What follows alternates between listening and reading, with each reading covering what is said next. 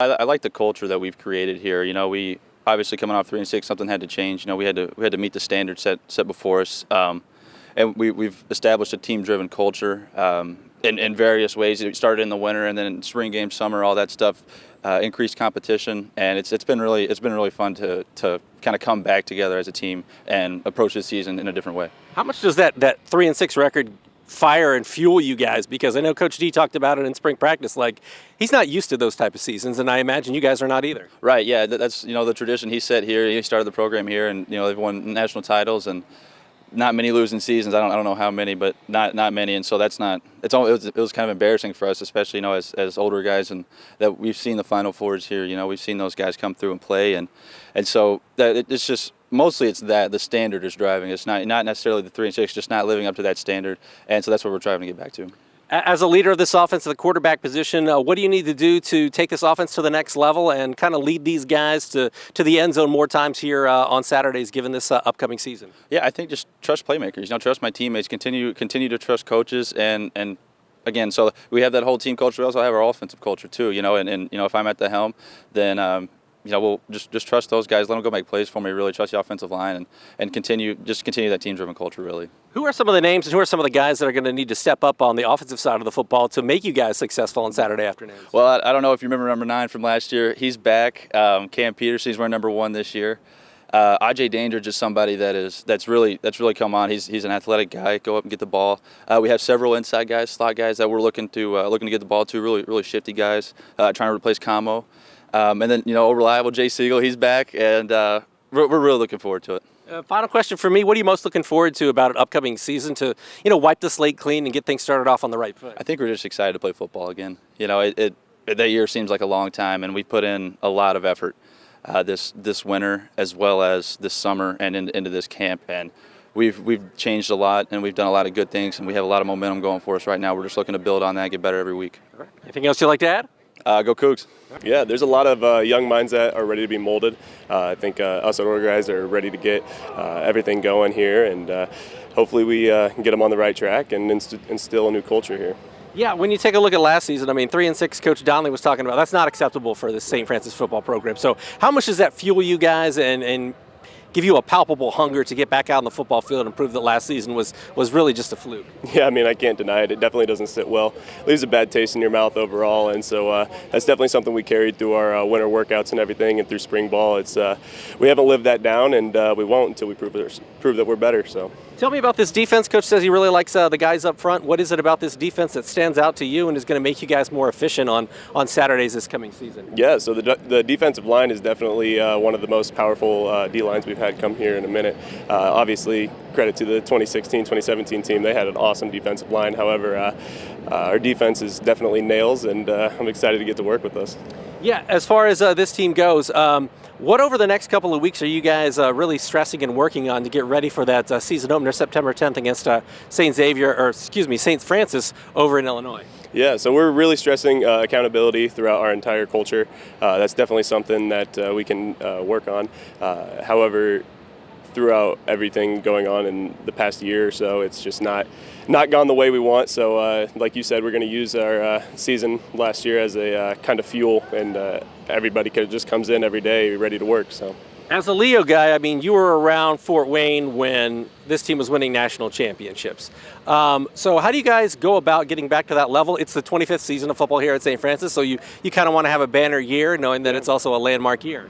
Yeah, so we're just trying to get back to that level. We've heard a lot of the coaches talk about how that those teams were great and how they carried themselves throughout on and off the field. So it's kind of up to us older guys to instill that culture, and especially me being from Fort Wayne, I had seen that culture coming in, and it's definitely something that we definitely need to put in.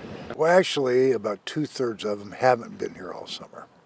We've got a lot of new freshman guys, 50-some new faces. And we're talented in the freshman class, but we're youthful, obviously, but it's going to apply a lot of pressure to the guys coming back that have been in starting roles. So it's going to be interesting. Talking to Heath, I mean, he mentioned the 3-6 record last year, how that fuels this group because, we're used to winning football here at St. Francis. So do you see that palpable hunger from this group to get back to the level where you're competing for championships year in and year out? Absolutely. It does for coaches. So I know it has to for players. I've been chomping at the bit for months, and I know they have too. So ready to get after it. We're going to put the pads on tomorrow morning, and can't wait for it. When you take a look at this offense, obviously you've got Heath back at the quarterback position. What do you like about the guys on that side of the football that can, allow you to take it a step further this season on Saturdays, put up some more points? Well, I think we've got a strong interior line. We've got 8 or 9 guys that are good football players. We've got a few additions in the class, but we've got some veteran leadership there. On the outside, we've got a young man from Lima, Ohio by the name of Hoyle, who got great speed, in which we've missed out on the perimeter. We've got him. Of course, we've got Siegel back, Dandridge back, Butler back. So, I mean, we're faster than what we were a year ago. Running back, we got Peterson back. We got transfer from Ball State, Mark Brownlee. Laban Davis is a real football player. I mean, he can do a lot of things. Play quarterback, he can run the football, he can throw the ball. So we got to take advantage of his skills. Had a late transfer that we didn't recruit. It was a Western Michigan commit by the name of Prince Powell. They recruited him a quarterback. He's from Warren Central. And got him up there in June, and he started playing corner. And that's not what he was recruited at. So we get a phone call, he shows up. So he's a talent. He's an athlete. And then we got Garrett Yoon. So we had the 2 starting quarterbacks in the All-Star game. So we've got a good trio pushing the veterans. When you take a look at this team defensively, where do you see as the strengths, and then what are some of the things that you guys are going to be working on defensively to get ready for, that September 10th game at St. Francis over in Illinois? Well, we're stout up front. I mean, we got a lot of guys back. A.J. Moore's leading the pack, first team all-conference. Ryan Walsh, first team all-conference. He's a senior. A.J.'s just a sophomore, but, he takes a real leadership role. But we got some veterans there, Schaffelbarger, Swartz. We've got a transfer. Caesar Price from Findlay. So we've got some new ones there. Hudson, the kid from Carmel, Indiana, is really shaping up to be a good one. I'm sure I'm missing somebody, but we're deeper. We're a little more talented. Got a lot of youth. Sometimes that's not all bad. I go back to after the first generation, the 2001 class graduated. We had like 30-some seniors graduate, and the next year, I think we started 16 freshmen, true freshmen. Oh boy, it's going to be a rebuilding year. It was first undefeated. And then that went on for like 6 straight years. So youth isn't always bad. No. Final question for me. Aside from the, you mentioned the young guys and the experience that they're going to have to kind of maybe grow up a little bit quickly. What's an X factor? What's one big key for St. Francis to have a successful season this year in your eyes? Well, you got to stay healthy.